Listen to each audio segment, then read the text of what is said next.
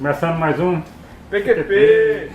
Hoje estamos aqui sem o JA, vocês estão percebendo, né? Um pouco assanhado, não trouxemos o pente hoje, não tem o pente.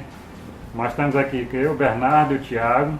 Vamos pedir para o pessoal compartilhar, né? Assinar o canal, Bernardo, conta aí como é. Antes da gente começar a falar sobre aquilo que a gente vai falar hoje, vocês se inscreverem no canal, que a gente tem uma meta de chegar a 1000 inscritos até o final do ano. Pelo menos, né? Pelo menos. E a gente está indo devagarzinho, então curtam e se inscrevam no canal, compartilhem. Engraçado é que às vezes tem várias visualizações, mas o pessoal não se inscreve. Só dá um cliquezinho do lado ali, se inscreve. Clica no sinalzinho para sempre que tiver um vídeo novo ser avisado. E por que nós vamos falar de Akira, né?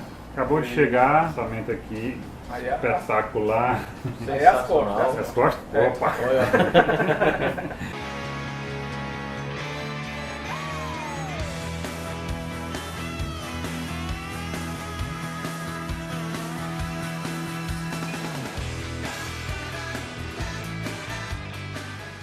Acho que já tá tarde, né? Devia ter chegado, né? Mas todo mundo sabe por que demorou, né? Na verdade, o Katsuhiro Otomo botou o pé em cima disso aí. O autor não queria deixar lançar uma nova edição e demorou bastante para conseguir. Né? No mundo todo. Inclusive a versão brasileira, ela veio a chegar depois da autorização e publicação no mercado francês. Depois dessa publicação, que viram que o material ficou bom, aí se expandiu e chegou finalmente ao Brasil, que é um mercado emergente dos quadrinhos.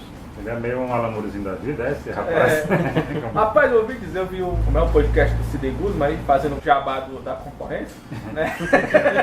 Ele pode. Que na verdade o Katsuhiro Otomo não queria mais publicar Akira no mundo, ele tinha meio que abusado daquilo, eu não quero mais publicar Akira, já deu. Eu acho que é aquele tipo de autor que deve ficar incomodado, porque a gente só conhece essa obra dele. Exatamente. É a obra máxima dele, que grande influência, não só o mangá, como o anime em todo o mundo, de grande influência na cultura nerd, inclusive no mercado japonês, devido à bilheteria estrondosa e o orçamento também muito alto, que foi investido no filme na época.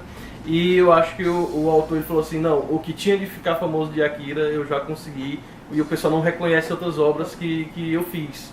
Verdadeiro bloqueio a publicação em outros mercados. Ele fez muitas animações também e fez alguns quadrinhos. Tem um quadrinho que foi até publicado pela Dark Horse nos Estados Unidos, acho que é Domo. Se for, deve aparecer as imagens aí, se eu tiver achado as imagens. Então ele tem muito material de quadrinhos e de animação que não são lançados no Brasil. Mas ele agora, eu acho que ele vai ter que olhar para os outros mercados, porque Akira chegando e sendo publicado até edição 6, Akira vai abrir muitas portas para os outros trabalhos dele, porque na verdade todo mundo clamava por Akira porque não tinha Akira. Você tinha animação e você tinha uma publicação da década de 90. Certo, antes de a gente entrar mais diretamente na obra, eu queria mostrar aqui só. Inclusive a sobrecapa, né? Ela tem um formato diferente, né, da versão... Essa aqui foi a última versão lançada no mundo, essa aqui é a versão americana. Você pode ver que aqui ela segue a mesma da publicação da JBC, mas a parte de trás ela é diferente. Aqui é uma continuação do desenho da capa. Eles investiram mais no formato depois da jacket, que é um desenho mesmo próprio para essa publicação. Há uma diferença muito grande da publicação da americana para essa versão brasileira. Primeiro porque a versão brasileira está seguindo a questão da leitura ocidental e a americana não. A americana ela segue mesmo a leitura que você está acostumado com os quadrinhos. As primeiras páginas se mantêm, o papel LWC. Você nota que a qualidade ela se assemelha. O papel usado na americana, se não me engano, é o look screen. E a brasileira é um pouquinho mais fina. A versão americana você nota que é mesmo aquele formato mesmo daqueles livros. É uma coisa que vai se deteriorar dificilmente. E a brasileira ficou um pouco mais fina. São quantas edições? São 6 volumes. O Thiago trouxe aqui a dele, ó. Tinha saído nos Estados Unidos às 6. Fornecido por Quinta Capa Produções. Comprado tudo na mão do Bernardo, na época que o dólar valia a pena. Valia a pena. Tu comprou cada uma dessas por quanto? 70? Eu comprei, foi na época, foi 70 e a última edição por 80 porque ela vem com mais páginas. Elas custavam 28 dólares, 29 dólares, tá? Então saiu até barato. Hoje ela não sai por menos de 110 reais se você for procurar, até mesmo em sites como a Amazon. Não é que estão ensacadinhos, não tirar do saco, não quer maldade, tem que ficar no saco pra conservar e manter a qualidade. Eu chamo a atenção porque a versão americana ela é mais simples na lombada e a versão brasileira ficou bem destacado mesmo da obra. É uma coisa bonita, é um trabalho editorial bem feito pela JBC. Mas tinha que ser bem feito para trazer uma obra desse quilate para o Brasil. Pois é, vocês falam em obra desse quilate, uma obra maravilhosa, espetacular, mas para quem não conhece Akira, vamos fazer aí um pequeno resumo aí, o que é que trata a história, sem muito spoiler, né? Porque acho que muita gente vai se interessar em ler agora. Mas, assim, na hora dos spoilers a gente fala. Akira, ele começa a ser publicado em 1982, ele vai até 1990, tendo a animação em 1988, a animação também é dirigida pelo mesmo autor. E ele trata de um futuro apocalíptico pós-Terceira Guerra Mundial, porque como é uma obra oitentista, você pega muito da questão do medo ainda da guerra atômica, que havia ainda a Guerra Fria, e também um certo pavor que ele vem até daqueles filmes como Warriors, que no futuro a sociedade ela ia ser dominada por gangues. Warriors, come out to play. Warriors, come out to play. Warriors, come out to play. Warriors, come out to play.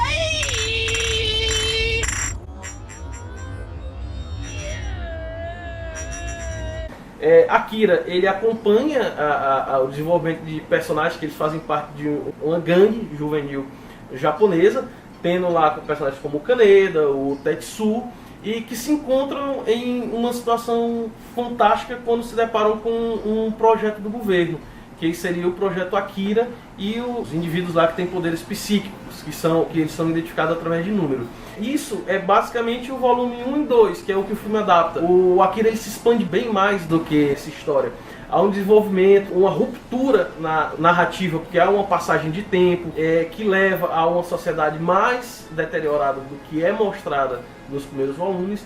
E ela é uma obra seminal, tanto da parte do desenho como do roteiro. Porque se você pega uma obra dessa, que saiu em 1982, é pré-Watchmen, pré-V de Vingança, pré-filmes assim que vinham a mudar, filmes e HQs que vinham a mudar a forma como a cultura nerd era vista naquele momento. Tem muita gente, Thiago, reclama do desenho do Katsurotomo porque é um desenho muito americanizado. Os mangakas, os otakus mais de raiz da época, né? Naquela época, não, o cara quer ser americano. Essa pegada mesmo distópica, assim, tipo heavy metal, quadrinho europeu, aquela coisa que já era muito feito na Europa, mesmo antes do Watchmen, tipo de coisa, essa pegada mais séria, mais dark, mais nihilista, distópica, que é o Akira trabalha. O cenário é esse, né? E uma coisa que pode pegar os leitores desavisados que não conhecem, nem achar que seria uma obra até infantil, porque como a gangue são crianças, né? Assim, são adolescentes, achar que é igual um mangá comum e vão se enganar, né?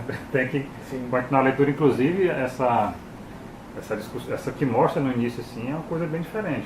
São gangues que estão envolvidos com drogas, inclusive, né? Tem uma de drogas, tem uma certa violência, mas o diferencial não é esse, né? Essa discussão... Uma certa violência não, mas tem cabeça explodida.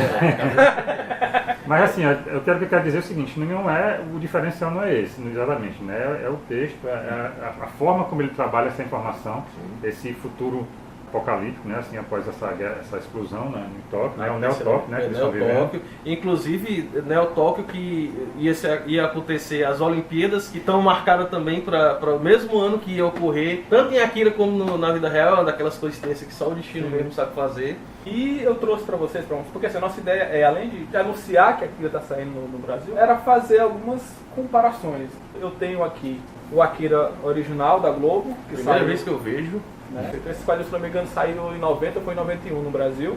Essa capa é clássica também. Isso merecia uma encadernação com essa capa aqui. De Conta a Lenda Urbana, que na época, devido à publicação e à interrupção pela editora Globo, um fã veio entrar na justiça para que a obra fosse finalizada. Isso não é verdade. Na verdade, a dificuldade da publicação no Brasil se deveu às edições que vinham coloridas. Essa é uma edição que ela foi lançada seguindo o espelho do que foi publicado pela Marvel Comics. E o autor, ele quer ver sua obra preservada, então ele não aceitava ser colorida. E por isso houve uma grande dificuldade devido a isso atraso até monumental que ocorreu no Brasil e a dificuldade de você achar essas edições, porque eles começaram com tiragem mediana e com o tempo foram diminuindo ainda mais a tiragem. Inclusive, sobre a colorização, eu escutei que o Katsurotomo falou assim, não, se for para ser colorida, que seja colorida pelo Steve Olive, que é um colorista da Marvel que já já se despontava como grande colorista, tanto que o Katsuhiro Otomo lá no Japão conhecia o trabalho dele, e foi um enorme processo. O Steve Olive teve que criar uma técnica, ele criou um software para colorir esse quadrinho. Na época não existia Photoshop, não existia Corel, né? Então ele criou todo colorido por computador, então é uma grande evolução, inclusive para as cores também, do trabalho de colorista nos Estados Unidos. E assim, eu não me desforto dessa coleção, da minha coleção, nunca. É uma coleção única no mundo. Você que é fã tradicional, você tem que abrir a sua cabeça e ver que, às vezes, mangás coloridos são de alta qualidade. Porque muita gente reclama, diz assim, eu não me importo com essa coleção da Globo, porque é colorida, que o otaku de verdade ele quer a coisa original, true, o original preto e branco. Diz, eu não ligo porque foi colorido nos Estados Unidos, foda-se. Segundo, porque é espelhado, né? É a leitura ocidental. E muita gente reclama, inclusive, do fato das onomatopeias foram recriadas. Então, todo um trabalho, redesenhar quadros, porque eles tiraram a onomatopeia original japonesa, porque flipado ia ficar invertido a onomatopeia, e eles tiveram que redesenhar alguns quadros para poder caber a onomatopeia americana no mangá. Pra mim isso não importa. O Kaneda agora, todo mundo é canhoto no quadrinho, isso realmente importa?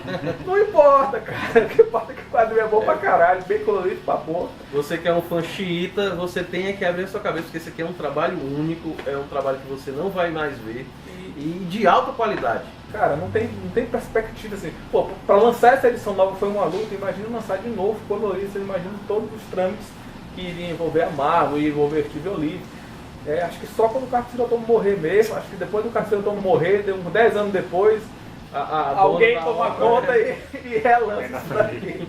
Thiago, pra gente, nesse segundo momento aqui do vídeo, eu queria falar com vocês sobre as diferenças entre a animação e o mangá.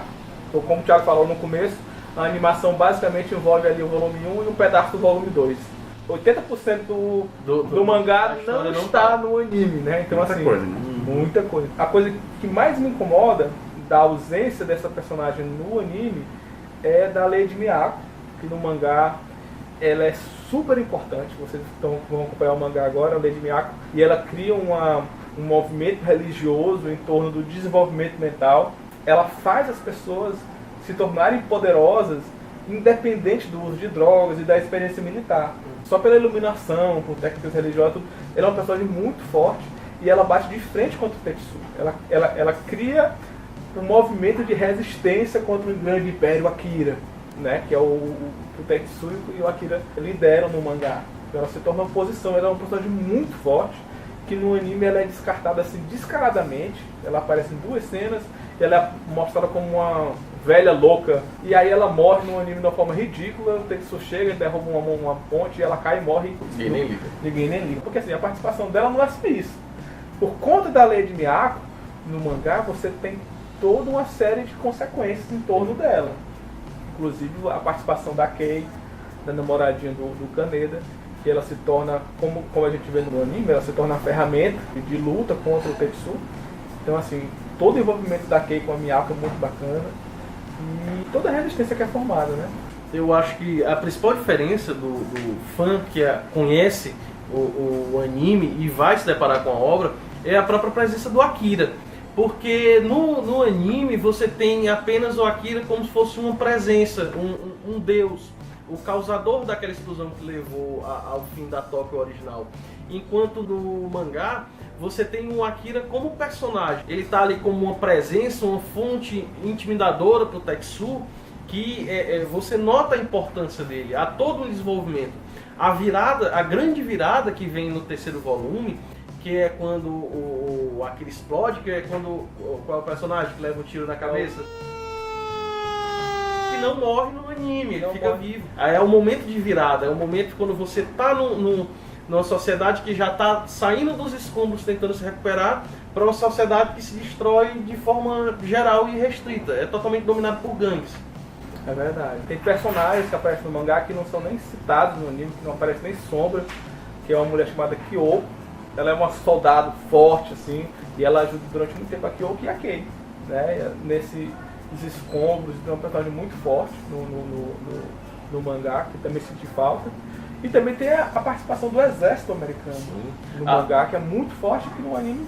O próprio desenvolvimento, o personagem que ele é tratado como uma espécie de vilão no anime, que é o Coronel, ele tem um desenvolvimento completamente diferente no mangá, porque ele passa do personagem autoritário, você nota que as intenções dele são boas, porém são autoritárias, e no mangá você nota que quando a sociedade se acaba a hierarquia de poder, ele passa a ser um personagem que ele tenta apenas fazer o que é o certo. E você nota que ele tem, apesar dele usar aquelas crianças como cobaia, ele tem um certo sentimento pelas crianças. Então, assim, pra gente não se alongar muito, existe muita diferença mesmo do anime pro mangá. O Marcelo tinha perguntado... Porque tem essa diferença, né? É mais curto, não chega até a edição final da revista, da história. Se vale a pena assistir o filme ou Até hoje é um anime que vale a pena, é um divisor de águas. Na época, para a década de 80, gastar 10 milhões de dólares com uma animação foi muito dinheiro, e você nota a qualidade da obra em tela, da forma como influenciou, porque até hoje influencia, porque a Warner Bros. Até hoje tenta adaptar Akira, espero que não façam devido ao desastre que foi com a Paramount com Ghost in the Shell. É uma obra que tenta, ainda tem sua relevância na cultura pop. Ghost in the Shell é muito bom. E assim, tem muita gente, inclusive, meu irmão, cara, diz que prefere a animação do que o mangá. É um resumo muito bom, assim. Até porque eles tinham que fazer, eles fizeram a animação antes do mangá concluir. Dois anos antes. Então, assim, eles não tinham como fazer igual, porque o mangá não tinha concluído. Como você vai fazer igual ao que se não está concluído, né? Mas essas ausências do mangá no anime são muito boas. Então é preciso ler realmente as duas coisas para você conhecer a obra. Por exemplo, o Tetsu, depois que o Akira acorda, você tem toda uma história de envolvimento do Tetsu com o Akira. O Akira está ali e eles tentam formar esse grande império Akira. E o Tetsu cria uma legião de pessoas poderosas. Ele começa a dar aquelas drogas que estimulam o cérebro para um monte de gente. Você tem uma porrada de personagens secundários ali dentro do império, que são seguidores do Tetsu e tudo, que são muito interessantes. São outras pessoas super poderosas que aparecem que não tem nada deles no anime. Então assim, acho que vale muito a pena conhecer as duas obras, uma coisa complementa a outra mesmo. Eu até sonho um dia, de repente, ver uns OVAs, original video animation do Akira com uma adaptação mais fiel. Se bem que o próprio Katsuhiro Otomo falou assim, se forem fazer o filme, façam do jeito que quiser, porque ele não tá nem aí pra isso mesmo. Ela tá dando uma de Alan Moore aí. Né? Porque, afinal de contas, o importante é você fazer diferente mesmo. Se for fazer a mesma coisa, eu mesmo já é por aí. Então, acho que é isso, né? Pra concluir. Se você gosta de quadrinhos, se você gosta de mangás, ela é essencial para você entender. Você, como leitor, só tem que saber que isso aí foi lançado na década de 80. Se você acha que obras posteriores são melhores do que Akira, é porque elas já vinham sofrendo a influência desse mangá tão famoso. Fonte, né? Eles beberam na fonte. Pois é isso aí, pessoal. Espero que vocês gostem. Muita informação boa aqui sobre Akira. Vamos pedir mais uma vez, né? Curtam aí o canal, vamos assinar, vamos compartilhar, ajudem aí pra gente ter mais discussões aí pra frente. Aí, tem mais vídeos e que eu seja convidado também mais vezes. É sempre bom filmar com vocês. Tá certo. Cobrar um cachezinho agora dele, né? Não, vocês têm que me pagar pelo conhecimento. Até a próxima, pessoal. Valeu, gente. Valeu, obrigado.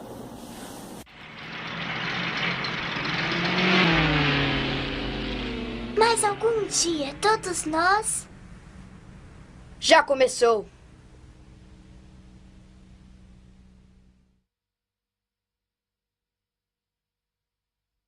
Boku wa Tetsuo.